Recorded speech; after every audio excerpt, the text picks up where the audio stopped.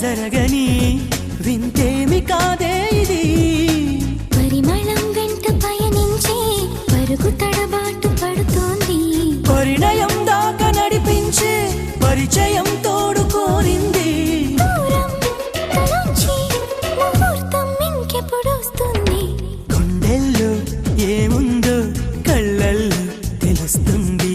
పెదవుల్లో ఈ మౌనం నీ పేరే పిలుస్తోంది. నిలవదు కథ హృదయం నువ్వు ఎదురుగా నిలబడితే. కదలదు కథ సమయం నీ అలికిడి వినకుంటే. కలవరమో తొలివరమో తెలియని తరుణమిది.